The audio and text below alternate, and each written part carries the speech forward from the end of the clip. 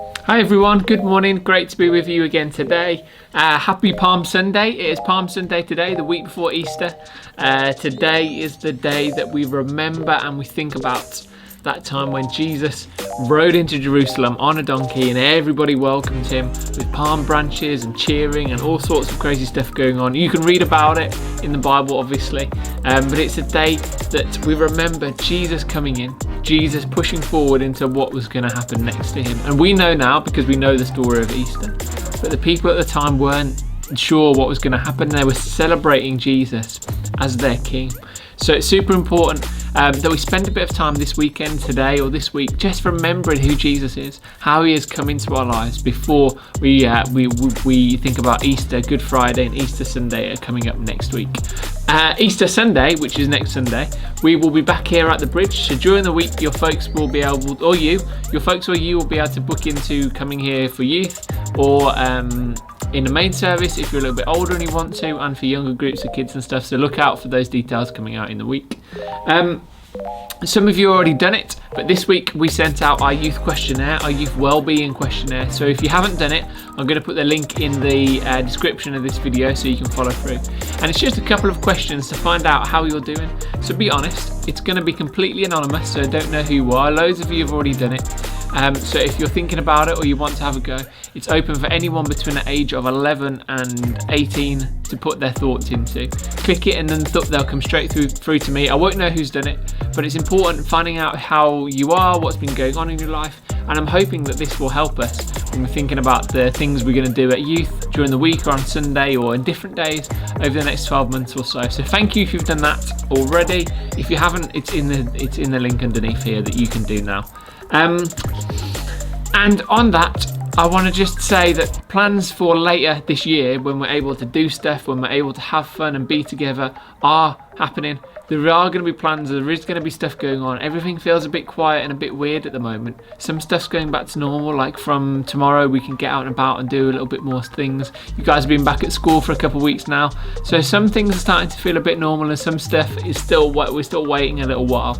But I promise you, we are thinking about what we can do, where we can go, times we can have together here at the bridge when we are allowed. So as soon as we can, we'll be getting in touch with you and your folks and saying come and join us to have loads of fun together, to some much needed catching up with our friends. So that will happen. Keep your eyes and ears open and you'll hear about that. This morning I want to challenge us for a couple of minutes to have a think about looking back at what's happened and looking forward to what might be happening. It's been a year, hasn't it, this week? A year since we first went into lockdown and everything started to get really weird in our country and in our world. So a lot of people this week have been thinking about what has happened over the past year and processing it, and I thought it'd be really good for us to do that today as well. I chatted to some of you in the week, and on Tuesday, when it was the actual year to the day, we had a minute silence during the day, didn't we? And candles in your doorstep and in your windows in the evening, which I know some people did. And that's really important because part of processing difficult feelings and emotions is taking time to think about them, taking time to accept them and understand what has gone on. So today I want us to think about a couple of questions which I'm going to ask in a little while. But it's all about learning what has gone on in our lives, because we can't hide away from real life stuff, because real life stuff is real life stuff and there's no point ignoring it or pretending it doesn't happen. Now some stuff we might not want to think about because it's been so difficult. But I believe that there is a lesson we can learn from every situation that makes us stronger. You might have heard the famous saying, whatever doesn't kill you makes you stronger. And that's kind of a little bit true, isn't it? The things that we go through, the experiences we have, build up our mind, build up our emotional, I'm going to teach you a word, resilience. Do you know what the word resilience means? It means to bounce back. It builds up our resilience so that if we were, say, like a boxer in a boxing match, when they get hit really hard, they find the strength and energy to come back up and carry on fighting. And it's a bit like us. We want to build resilience in our life through the challenges we've had, so that when bad stuff happens, when we go through difficult times, we have the strength in Jesus, through the Holy Spirit, to bounce back up and carry on with our life. So processing, thinking about, accepting what's happened over the past year helps to build our resilience. And then we can start to look forward with positivity to what might be happening soon. So I want to read this little story in the Bible. I'm going to cut through a little bit. Now this is in the book of Joshua, And so Joshua is in the Old Testament. And Joshua comes after Moses, and Moses has passed away, and Joshua becomes the leader of the Israelite people who were wandering around in the desert. We've heard their story from the beginning, where Moses leads them out of Egypt, and they cross the Red Sea, and all sorts of stuff happens to them. And they're a little bit naughty and a little bit rebellious. And God says, this journey that should have taken you 40 days is now going to take you 40 years. So they wander around in the desert for 40 years, and they go through a lot of difficult times. But during that time, God promises he's going to lead them into their kind of home place, into their country, what they call the promised land. And they have all sorts of enemies and difficulties to overcome. And we join the Israelites in Joshua chapter 3 and 4, when they're crossing over the river Jordan into this land that God has prepared for them. So I'm going to read a couple of verses out of this. You can follow along or catch up later if you want.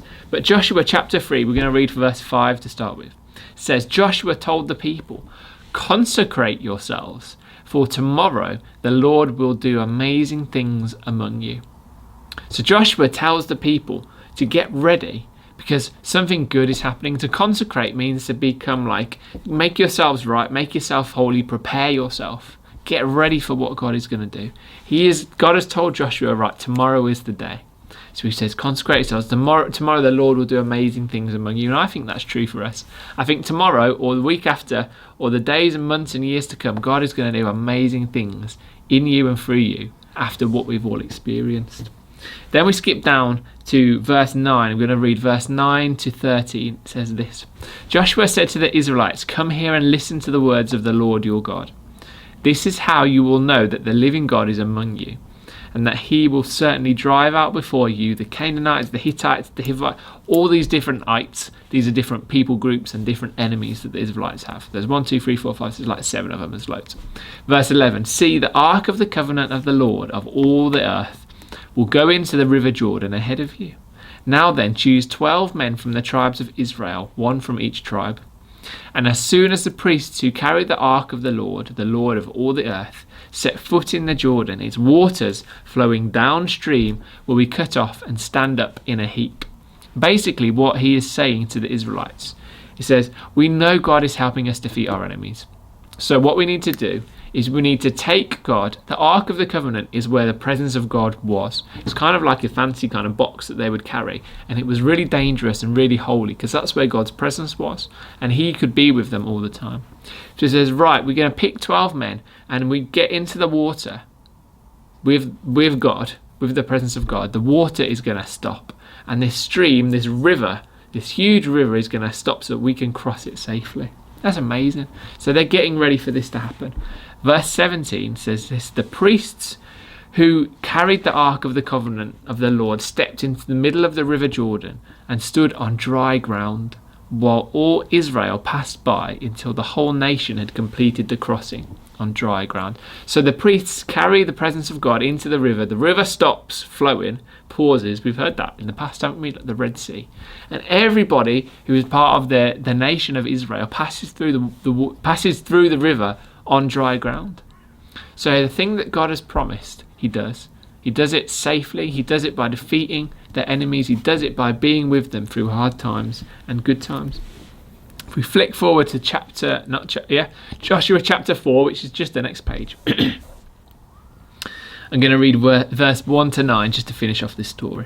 When the whole nation had finished crossing the Jordan, the Lord said to Joshua, choose 12 men from among the people, 1 from each tribe, and tell them to take up 12 stones from the middle of the Jordan, from right where the priests were standing, and carry them over with you and put them down at the place where you stay tonight. So Joshua called together the 12 men he had appointed, 1 from each tribe, and said to them, go over to the ark of the Lord your God in the middle of the Jordan.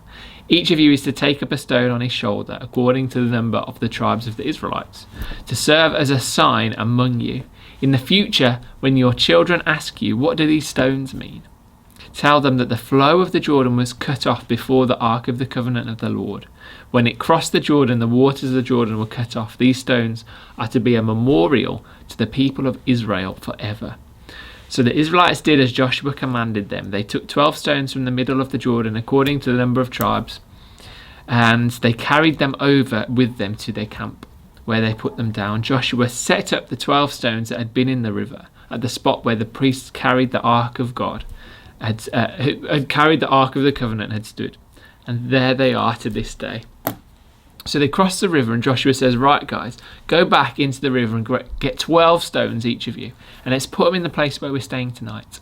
And forever, for the rest of our lives and the lives of our children and their children and their children, this will be a memorial place, a remembrance place, where they can come and say, God, what did you do here? Or they can say, what happened here? And they will remember the things that God has promised, the things that God had led them through, the things that God had done. So can you see a little bit where that might be relevant for us today? We've been through a really difficult time over the past 12 months, dealing with the pandemic, dealing with our own health, dealing with loss and missing out at school, and loads of other stuff that we've all gone through. And I think it's an important time for us, like these guys in Joshua did, to mark this time so that we remember it. Because we're coming out of this. We might not feel in a great place. Some of these guys might not feel in a great place. They think, what have we been through? But they're remembering and learning from what God has done. So when we're back together soon, maybe in a couple of weeks here at the bridge, we're going to do an activity, hopefully, where we will do something physical, maybe even with stones, and we'll put something together so that in the future we can remember what God has done through us, how Jesus has led us through a difficult time and brought us into this new kind of world where he is still loving us, where he is still working. But today I want to start off by just asking you 3 questions that can help us think about remembering what has happened during this time. So question number 1, I want you to have a think about. You can write it down, you can think about it, you can come back to this video at another time, discuss it with your friends, your family, whatever. But question number 1 is, what have you learned about yourself this year? What things have you been through? What things have you discovered about yourself? They can be really normal, they can be really spiritual, whatever. I've learned and I've discovered that I really like going out for a walk every day. That's a positive thing that God has taught me this year, that I love being outside, whether it's hot or cold, dark or light, early or late, usually more late than early. I love being out and about, seeing things, listening to kind of nature, being in the park, in the forest, wherever. I love being out and about. And that's one thing I've learned about myself, and one thing that I'm going to try and remember, because that's been really important to me in dealing with the past 12 months. So have a think, what have you learned about yourself this year? What might it be? Question number 2, what have you learned about Jesus, or what have you learned about God's character this year? That might be quite a difficult one, because we've been away from church, we've been away from our connections of faith. What I've learned about God's character is that he never gives up. He doesn't waste anything. Like, we've all had stuff taken away, we've all lost stuff, but actually everything that God has done in my life and in your life, he's not wasted any of those experiences. It might have been difficult, it might have been tough, but actually everything he's taught us and everything he's done for us, like, he hasn't just done it for fun, he's done it for a reason. So that's one thing I've learned about God's character, is he doesn't waste any time, he doesn't waste any moment. He isn't like full on, always like proper serious, like you must pray every second of every day. But God doesn't waste anything we go through. So what was your thing? What's one thing you've learned about the character of God this year? And number 3, what might be one thing you change in your life going forward into the next 12 months? It could be in light of those things we've just talked about. It could be something completely different. So this year, the next 12 months going forward in my life, I'm going to make sure I make time for my friends. I'm going to make sure I make time to contact people and spend time with them. Because I've realised, like, before all of this happened, I'd loved hanging out with my friends, but I kind of took it a little bit for granted because it was always there. Going through a year or even longer when it's not been possible, it's really made me realise I need to make time for the people in my life that I really care about. And that's been really important to me. So that's what I'm going to do going forward, is I'm going to make time for my friends, spend good time with them, and try not and take that for granted anymore. So what might be one thing you change going forward? There might be nothing, and that's fine, but there might be one thing you think, you know what, I'm going to make sure I do this. It could be at home, it could be with your friends, family, it could be in relation to your faith, it could be in relation to school, being out and about, your health, whatever. What's one thing that you could think about changing as you go forward? So that brings us to the end of our video this morning. Have a think about those 3 questions. Have a think about that story in Joshua, about how God gets them to, Joshua and God get the Israelites to remember what has gone on by putting down stones so that generations to come can come back and see what in 10, 15, 20 years if we got back together and be like, remember that time, like thinking about everything that God has done and sharing stories about our lives. It's really important. So God has promised to lead you. God has promised to be with you through life. And He's never left you in a difficult situations, even if sometimes it's been hard to see Him. He's always been there. So when you cross through that time, and I think this is a crossing through time now, into this new kind of way of doing stuff, into getting back to normal life, but normal life that's going to be a little bit better, I think. We can remember everything that God has done.